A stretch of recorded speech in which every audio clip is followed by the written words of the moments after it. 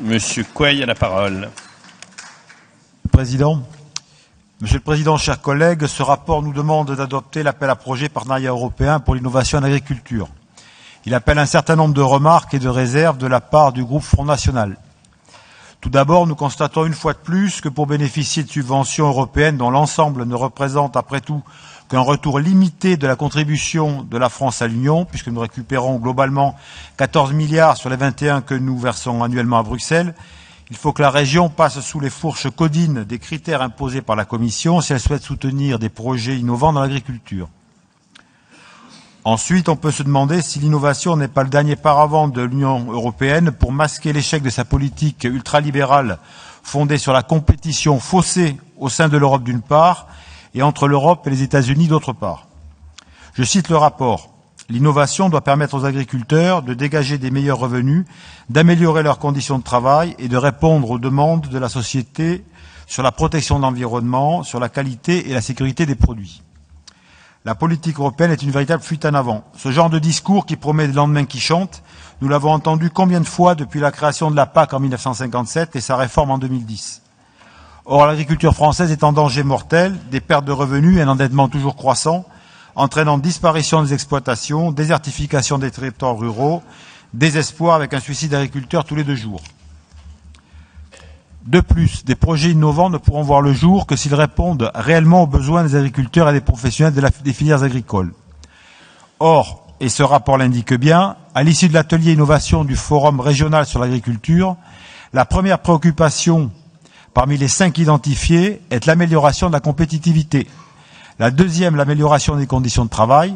Et la troisième, l'amélioration de la performance environnementale, la transmission de l'exploitation et le maintien de l'emploi étant classés dernières. Or, les axes stratégiques de la région ne correspondent pas aux attentes des professionnels, puisque le premier concerne l'adaptation aux effets du changement climatique, le deuxième, les nouvelles formes d'organisation destinées à permettre aux entreprises de s'adapter à des marchés spécifiques.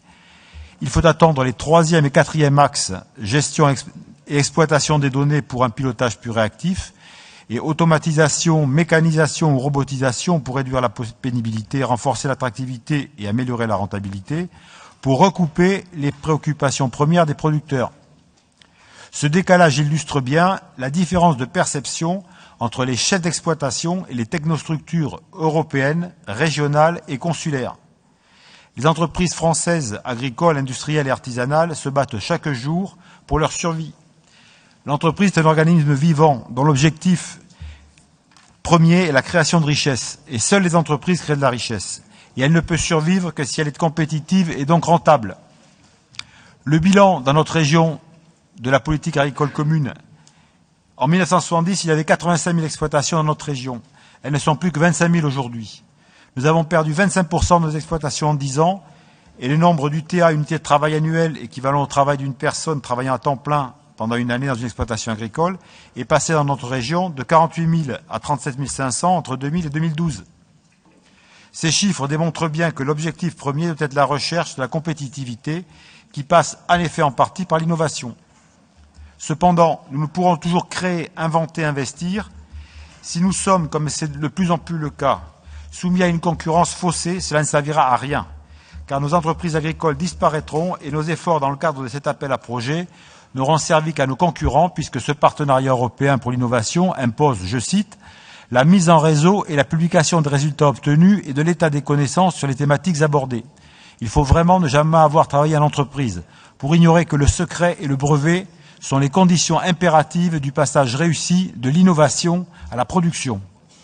Enfin, la perspective du TAFTA, négociée en secret par la Commission européenne et les États-Unis, et soutenue par les partis mondialistes français, des Républicains au Parti socialiste, abaissera les normes qualitatives et environnementales au bénéfice des multinationales de l'agrobusiness.